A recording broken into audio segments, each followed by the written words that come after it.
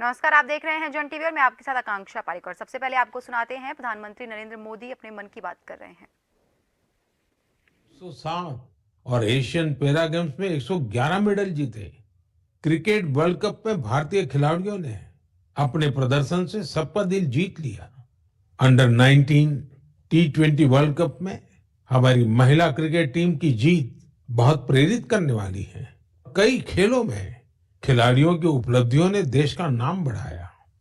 अब 2024 में Paris Olympic का आयोजन होगा, जिसके लिए पूरा देश अपने खिलाड़ियों का हौसला बढ़ा रहा है। साथियों, जब भी हमने मिलकर प्रयास किया, हमारे देश की विकास यात्रा पर बहुत सकारात्मक प्रभाव हुआ। हमने आजादी का अमृत महोत्सव और मेरी माटी मेरा देश ऐसे सफल अभियान का अनुभव किया। इसमें करोड़ों लोगों की भागीदारी के हम सब साक्षी हैं। 70,000 अमृत सरोवरों का निर्माण भी हमारी सामूहिक उपलब्धि है। साथियों, मेरा ये विश्वास रहा है कि जो देश इनोवेशन को महत्व नहीं देता, उसका विकास रुक जाता है। भारत का इनोवेशन हब बनना इस बात का प्रतीक है कि हम रुकने वाले नहीं हैं। 2015 में हम ग्लोबल इनोवेशन इंडेक्स में 81वें रैंक पर थे। आज हमारी रैंक 40 है। इस वर्ष भारत में फाइल होने वाले पेटेंट की संख्या ज्यादा रही, जिनमें करीब 60% डोमेस्टिक फर्म्स के थे। QS एशिया यूनिवर्सिटी रैंकिंग में इस बार सबसे अधिक संख्या में भारतीय यूनिवर्सिटी शामिल हुई है। अगर इन उपलब्धियों की लिस्ट बनाना शुरू करें तो ये कभी पूरी ही नहीं होगी। ये तो सिर्फ एक झलक है। भारत का सामर्थ्य कितना प्रभावी है। हमें देश की इन सफलताओं से, देश के लोगों की इन उपलब्धियों से प्रेरणा लेनी है, गर्व करना है, नए संकल्प लेने हैं। मैं एक बार फिर आप सबको 2024 की शुभकामनाएं देता हूं। मेरे परिवारजनों, हमने अभी भारत को लेकर हर तरफ जो आशा और उत्साह है, उसकी चर्चा की। ये आशा और उम्मीद बहुत अच्छी है। जब भारत विकसित होगा तो इसका सबसे अधिक लाभ युवाओं को ही होगा। लेकिन युवाओं को इसका लाभ तब और ज्यादा मिलेगा जब वो फिट होंगे। आजकल हम देखते हैं कि लाइफस्टाइल रिलेटेड डिसीज के बारे में कितनी बातें होती हैं। ये हम सभी के लिए, खासकर युवाओं के लिए ज्यादा चिंता की बात है।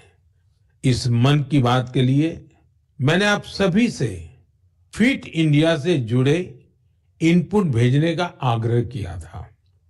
आप लोगों ने जो रिस्पांस दिया, उसने मुझे उत्साह से भर दिया है। नमो ऐप पर बड़ी संख्या में मुझे स्टार्टअप्स ने भी अपने सुझाव भेजे हैं। उन्होंने अपने कई तरह के अनूठे प्रयासों की चर्चा की है। साथियों, भारत के प्रयास से 2023 को इंटरनेशनल ईयर ऑफ मिलेट्स के रूप में मनाया गया। इससे इस क्षेत्र में काम करने वाले स्टार्टअप्स को बहुत सारे अवसर मिले। इनमें लखनऊ से शुरू हुए किरोज फूड्स, प्रयागराज के ग्रैंडमा मिलेट्स और न्यूट्रास्यूटिकल रिच ऑर्गेनिक इंडिया जैसे कई स्टार्टअप शामिल है। एल्पिनो हेल्थ फूड्स, अबोरियल और किरोज फूड से जुड़े युवा हेल्दी फूड के ऑप्शंस को लेकर नए नए इनोवेशन भी कर रहे हैं। बेंगलुरु के अनबॉक्स हेल्थ से जुड़े युवाओं ने ये भी बताया है कि कैसे वे लोगों को उनकी पसंदीदा डाइट चुनने में मदद कर रहे हैं। फिजिकल हेल्थ को लेकर दिलचस्पी जिस तरह से बढ़ रही है, उससे इस क्षेत्र से जुड़े कोचिज और ट्रेनर्स की डिमांड भी बढ़ रही है। जोगो टेक्नोलॉजी जैसे स्टार्टअप्स इस मांग को पूरा करने में मदद कर रहे हैं। साथियों, आज फिजिकल हेल्थ और वेलबींग की चर्चा तो खूब होती है, लेकिन इससे जुड़ा एक और बड़ा पहलू है मेंटल हेल्थ का। मुझे यह जानकर बहुत खुशी हुई है कि मुंबई के इन्फी हिल और योर दोस्त जैसे स्टार्टअप्स मेंटल हेल्थ और वेलबींग को इंप्रूव करने के लिए काम कर रहे हैं।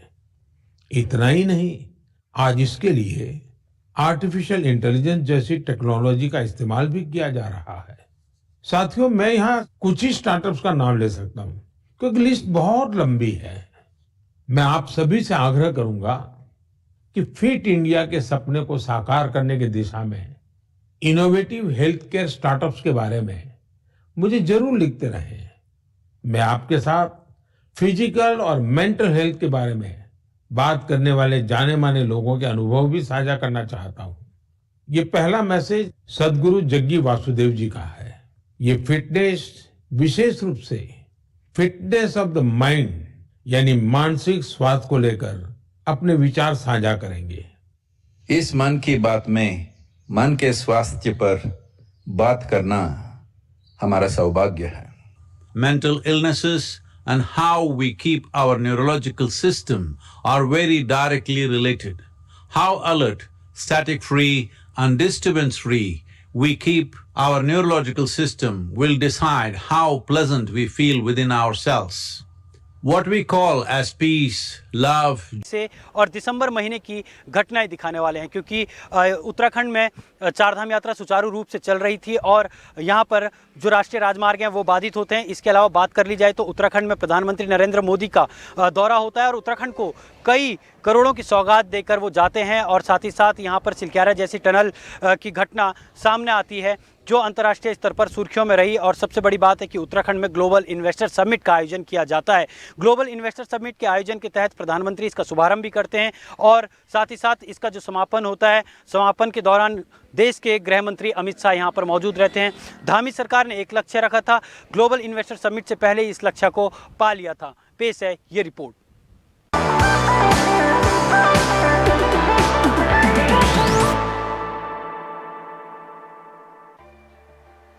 एसटीपी प्लांट में करंट से 16 लोगों की मौत, जांच में दोषी लोगों को किया गया गिरफ्तार।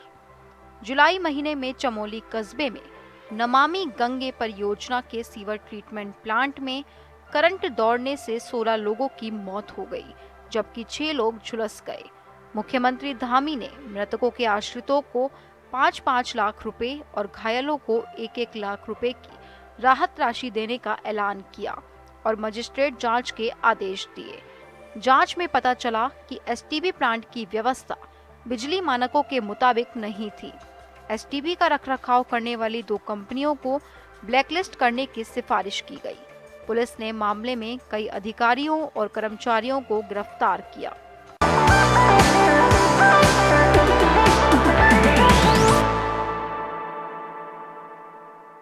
गुजराती श्रद्धालु से भरी बस खाई में गिरी, हादसे में 8 लोगों की मौत, 27 लोग घायल। अगस्त माह में गंगोत्री नेशनल हाईवे पर गंगनानी के पास 20 अगस्त की शाम गुजराती श्रद्धालुओं को लेकर जा रही बस खाई में गिर गई। हादसे में 8 लोगों की मौत हो गई तो वहीं 27 लोगों को रेस्क्यू कर अस्पताल में भर्ती कराया गया। सीएम ने ट्वीट कर प्रशासन को त्वरित रूप से राहत और बचाव कार्य संचालित करने और घायलों के उपचार के लिए उचित व्यवस्था सुनिश्चित करने हेतु निर्देशित किया।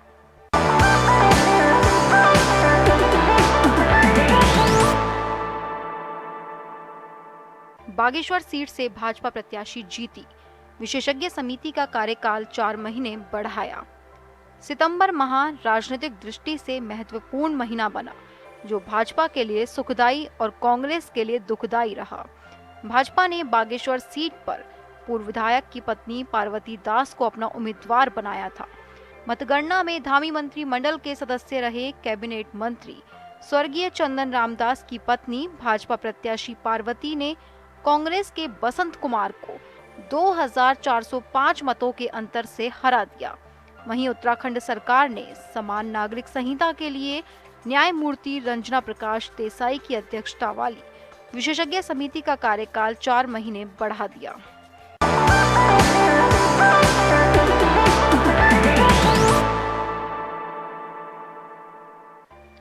पीएम मोदी ने किए कैलाश के दर्शन, 4200 करोड़ की योजनाओं की मिली सौगात।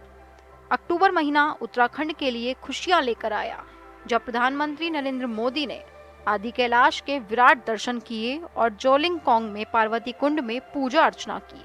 इसके बाद कैलाश व्यू पॉइंट से आदि कैलाश के दर्शन किए।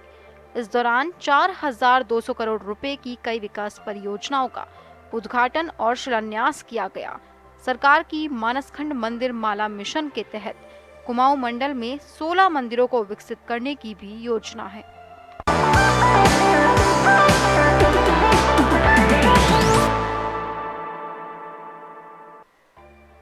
पचपन लाख श्रद्धालुओं की चारधाम यात्रा, 17 दिन तक सुरंग में फंसे रहे 41 मजदूर।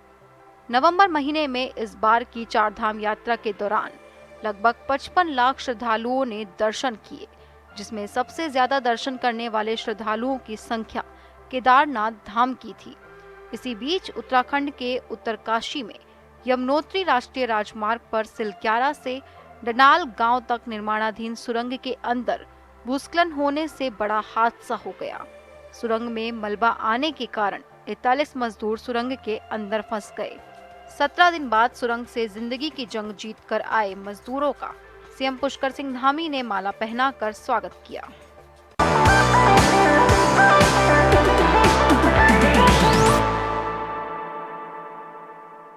ग्लोबल इन्वेस्टर समिट का सफल आयोजन, भू कानून मूल निवास की मांग पर सड़कों पर लोग। दिसंबर माह के पहले पखवाड़े में ग्लोबल इन्वेस्टर समिट का आयोजन हुआ, जिसका उद्घाटन देश के प्रधानमंत्री नरेंद्र मोदी ने किया और समापन देश के गृह मंत्री अमित शाह ने किया। इसके लिए उत्तराखंड के मुख्यमंत्री पुष्कर सिंह धामी ने दिन रात पसीना बहाया। राज्य सरकार इन्वेस्टर समिट को लेकर कई महीनों से तैयारी कर रही थी, जिसके लिए मुख्यमंत्री पुष्कर सिंह धामी ने विदेशी सरजमी के साथ साथ भारत के कई राज्यों में रोड शो किए। वहीं दूसरे पखवाड़े में राजधानी देहरादून में सशक्त भू कानून और मूल निवास की मांग को लेकर सड़कों पर उतरी भीड़ ने सरकार को चेताने का काम किया।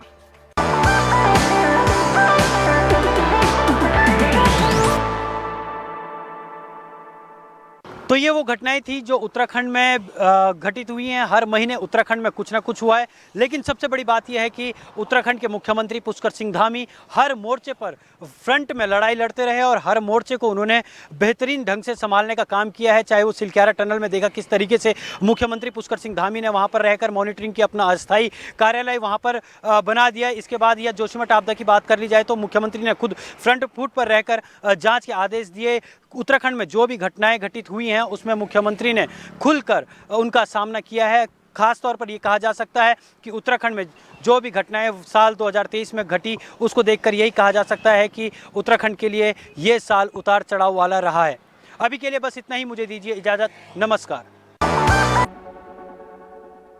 लागू करने की मांग को लेकर एक अनोखे आंदोलन की शुरुआत बागेश्वर से होने जा रही है। मूल निवास संगठन समिति के द्वारा सरयू नदी के तट पर स्थायी निवास की प्रतिलिपियों को प्रवाहित किया जाएगा। कुली बेगार आंदोलन की तर्ज पर मूल निवास आंदोलन को नया स्वरूप दिए जाने की कोशिश मूल निवास संघर्ष समिति की है, लेकिन मूल निवास संगठन समिति के द्वारा सरयू नदी के तट पर स्थायी निवास की प्रतिलिपियों को प्रवाहित करने को लेकर केदारनाथ विधायक शैला रानी रावत का कहना है कि इस तरह से ड्रामेबाजी करने से कुछ नहीं होगा। इसमें जो है हमारे जो लोकप्रिय मुख्यमंत्री हैं पहले ही समिति बना चुके हैं और ऐसा नहीं है। उत्तराखंड के लिए उनके मन में बहुत बड़ा दर्द है और मैं तो ये भी कहूँगी कि मूल निवास होना ही चाहिए, लेकिन इस तरह की ड्रामेबाजी से कुछ नहीं होगा। उसमें जब समिति बन गई तो जरूर हमारे पक्ष में निर्णय होगा। जो हमारी परंपरा है, जो हमारी संस्कृति है, वो जीवित रहनी ही चाहिए। तो इसमें जो है हमारे सरकार समिति बना के अपना जो है, जो भी समिति की रिपोर्ट होगी उस हिसाब से काम करे। प्रधानमंत्री फसल बीमा योजना में जोशीमठ ब्लॉक के अंतर्गत आने वाले सारे ग्रामीण इलाकों के सेब के काश्तकार बढ़ चढ़कर अपने सेब की फसल का बीमा करते हुए देखे जा रहे हैं। आपको बता दें कि पिछले कई सालों से सेब की पैदावार में बहुत कमी आ चुकी है, जिसको लेकर स्थानीय सेब काश्तकार लगातार कुछ सालों से प्रधानमंत्री फसल बीमा योजना का खूब लाभ ले रहे हैं और जमकर अपने अपने सेब के बगीचों का बीमा करवा रहे हैं। वहीं स्थानीय सेब काश्तकारों का कहना है कि पिछले कई सालों से ग्रामीण इलाकों में बर्फबारी नहीं हो रही, जिसके चलते उनकी सेब की फसल पर असर पड़ रहा है। और इसके साथ ही किसानों ने ये भी कहा कि जो थोड़े बहुत पेड़ों पर सेब दिखाई भी देते हैं, वो बीच बीच में जबरदस्त ओलावृष्टि की वजह से नष्ट हो जाते हैं। सभी सेब काश्तकारों ने सरकार की इस योजना का स्वागत किया और काफी खुशी भी जताई। प्रधानमंत्री फसल बीमा योजना का लाभ किसानों को मिल रहा है। एक ये संजीवनी साबित हो रही है। लोग जो किसानकारों के जो फसल नुकसान हो रहे हैं उसका जो मुआवजा मिल रहा है, बहुत बढ़िया क्षतिपूर्ति मिल रही है और किसानों में काफ़ी उत्साह है। आज लगभग 3 दिन से ये कार्यक्रम शुरू हुआ है। 31 तारीख लास्ट डेट है। तो सभी सीएससी सेंटरों में सभी काश्तकारों की बहुत लंबी लंबी कतारें लगी हुई है। जो एप्पल का इंश्योरेंस चल रहा है तो लोगों में जो किसान लोग हैं उनके लिए बहुत ज़्यादा फायदा हुआ है। इसमें जो काश्तकार लोग हैं, ग्रामीण लोग हैं, दूर दराज से सब लोग आए हुए हैं। आजकल 2 दिन से लगातार सीएससी सेंटर में आप देख रहे होंगे जैसे कि भीड़ भाड़ बहुत ज़्यादा है। नंबर लोगों सुबह से लेकर शाम तक सीएससी सेंटर भी कम पड़ रहे हैं। किसानों ने इस बार कुछ ज़्यादा ही इंश्योरेंस कर रहे हैं ताकि आने वाले समय में उनको काफ़ी फायदा रहे। और हम उम्मीद करते हैं कि जिस प्रकार से फसल बीमा बढ़ चढ़कर बीमा हो रहा है, उस प्रकार से हमें लगता है कि लाभ बहुत ज़्यादा मिलेगा। उत्तराखंड में बाघों की तादाद लगातार बढ़ती जा रही है। इस समय बाघों की संख्या की बात करें तो 570 से ज्यादा होने का अनुमान लगाया गया है। वहीं आपको बता दें कि अकेले कॉर्बेट पार्क में ही लगभग 270 बाघों की गिनती की गई है, जो कि इन वन्यजीवों के संरक्षण के दृष्टिगत काफी अच्छी खबर है। हालांकि इनमें से कई बाघ आदमखोर भी है, जो कि वन विभाग के लिए चुनौती बने हुए हैं। इसके साथ ही उत्तराखंड के कई क्षेत्रों में रहने वाले लोग इन आदमखोर बाघों के पकड़ने की गुहार लगा रहे हैं। की समस्या से निपटने के लिए उनको पकड़ने का जो है वो समाधान परमानेंट कोई इस तरह का कोई समाधान या सॉल्यूशन नहीं है। इस समस्या को कंट्रोल करने के लिए सबसे ज़्यादा ज़रूरत है लोगों को अवेयर करने की, नंबर 1। नंबर 2, उनका जो हैबिटेट है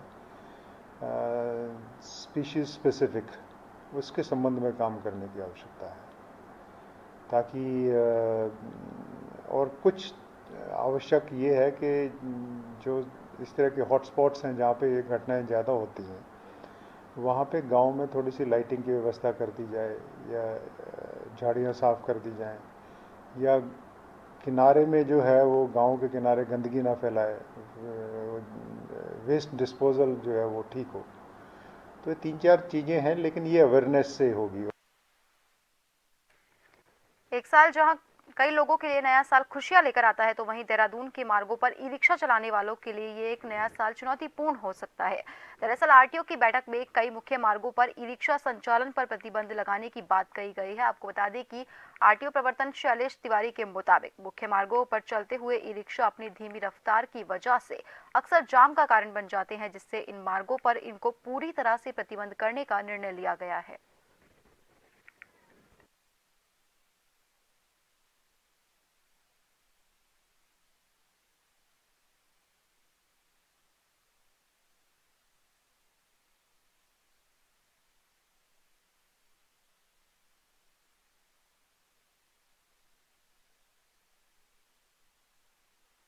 ई रिक्शा के बारे में आप सबको बताया है कि संख्या इनकी बढ़ रही है। अभी रजिस्ट्रेशन पे कोई नियंत्रण नहीं है, परमिट से भी इनको छूट दिया गया है और देहरादून में खासकर कुछ मार्गों पर इनको प्रतिबंधित किया गया है। लेकिन इसके बावजूद भी ये हाईवे पे मुख्य मार्गों पे चल रहे हैं। तो अब आरटीए ने एक जो बैठक अभी हुई थी उसमें कुछ चीज़ों पे डिस्कस किया है और डिस्कशन में कई मुद्दे आए हैं कि ई रिक्शा में जीपीएस लगाने की बात चल रही है, ई रिक्शा के रजिस्ट्रेशन को कैसे रोका जाए, इसके लिए एक प्रस्ताव बना करके शासन में भेजने की बात है। उसके बाद है कि जो मुख्य मार्ग हैं वहाँ ई रिक्शा नहीं चलेंगे, खासकर जो हाईवे हमारे हैं। देहरादून में 6-7 मार्ग ऐसे हैं जहाँ इनको प्रतिबंधित किया गया है। नए साल को लेकर एसएसपी परमेंद्र सिंह डोभाल ने शरारती तत्वों को लेकर पुलिस अधिकारियों को सख्ती के साथ निपटने के कड़े निर्देश दिए हैं। तो इसके साथ ही रेनबसेरों में ठहरे लोगों की व्यवस्था जांचने के साथ ही शहर में कहीं भी सड़कों पर पड़े गरीब लोगों के लिए गर्म कपड़ों की व्यवस्था कराने की सभी पुलिसकर्मियों को आदेश दिए गए हैं। इस दौरान एसएसपी ने सभी लोगों को नए साल की शुभकामनाएं भी दी है। तो वहीं पुलिस कैप्टन ने बताया कि जो भी गरीब लोग उन्हें सड़क के किनारे नजर आए उनके लिए कंबल वगैरह का इंतजाम कराया जाए। नववर्ष को व्यवस्थित ढंग से और सकुशल संपन्न कराने के लिए पुलिस लगातार सड़कों में रहेगी, काम भी करेगी और जो लोग हुड़दंग वगैरह करते हैं उन पर भी नकेल कसेगी। उत्तराखंड की ऊंची चोटियों में बर्फ गिरने के चलते प्रदेश के सभी क्षेत्रों में ठंड बढ़ती जा रही है और इसके साथ ही बढ़ती ठंड अपने साथ सर्दी, जुकाम और फ्लू जैसी कई बीमारियां लेकर आई है। वहीं खास तौर पर सांस संबंधित बीमारियां इस मौसम में ज्यादा देखने को मिलती है। दून हॉस्पिटल के सीएमएस अनुराग अग्रवाल के मुताबिक यदि इस मौसम में किसी को सांस संबंधित परेशानी हो रही हो तो वो अपना चेकअप जरूर करवाए। हम लोग मान के चलते हैं कि जाड़ा है तो अच्छा मौसम आ चुका है, लेकिन इसमें 2-3 प्रॉब्लम ये है कि जो पोल्यूशन है वो जमता है हवा में। तो ऐसे में जो पुरानी मरीज हैं, सांस के मरीज हैं, स्पेशली टीबी के मरीज हैं, गुर्दे के मरीज हैं, कैंसर है, शुगर की बीमारी है, दिल की बीमारी है या बड़ी उम्र है, ऐसे लोगों में फ्लू होने का चांस काफ़ी बढ़ जाता है। और नॉर्मली भी फ्लू इन दिनों देखा जा रहा है कि चल रहा है। तो बाकी सभी भी लोग भी उस तरह की बीमारियों को ज़रूर ध्यान में रखें। और ऐसे में अपने एक तो पानी पीना हम लोग कम कर देते हैं, उसका भी ध्यान रखें कि पानी की मात्रा बनाए रखें शरीर में। और अब आखिर में एक नजर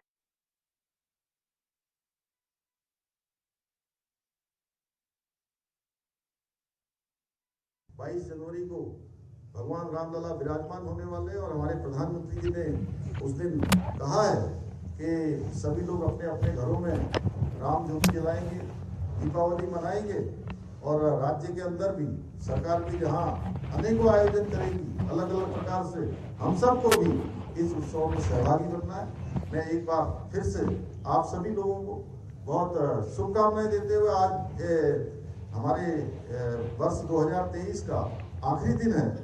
कल से वर्ष 2024 प्रारंभ हो जाएगा। कुछ ही घंटों बाद हम 2024 में प्रवेश करेंगे।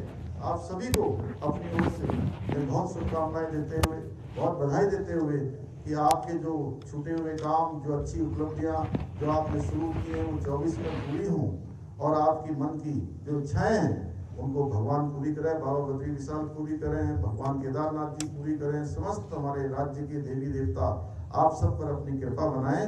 इतना ही आप सबसे निवेदन करते हुए मैं अपनी बात को समाप्त करता हूँ। धन्यवाद।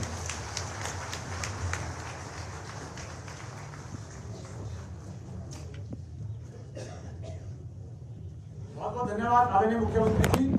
अब एक पुस्तक का विमोचन जिसके रचयिता डॉक्टर हरि सिंह जी है, मैं देवेंद्र भाई से निवेदन करूंगा कि वो इस कार्यक्रम के लिए जो है मंच पर आए। उत्तराखंड के यशस्वी मुख्यमंत्री श्री धामी जी, हमारे बीच में उपस्थित भारतीय जनता पार्टी के प्रदेश महामंत्री श्री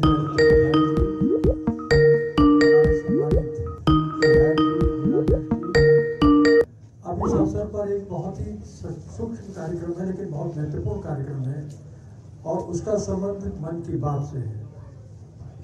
माननीय प्रधानमंत्री जी के द्वारा जब 100 अंक पूरे कर लिए गए थे तो उस समय हमारे शिक्षक साथी और यूथ हॉस्टल के हमारे वरिष्ठ सहयोगी डॉक्टर हरि सिंह बिष्ट जी ने उनके 100 जो व्याख्यान थे, एपिसोड थे, उनके अंतिम 25 जो एपिसोड हैं उन पर एक पुस्तक का लेखन किया और उसी पुस्तक का जो विमोचन है आज हमारे माननीय मुख्यमंत्री जी कर रहे हैं और मैं उनका बहुत स्वागत करता हूं।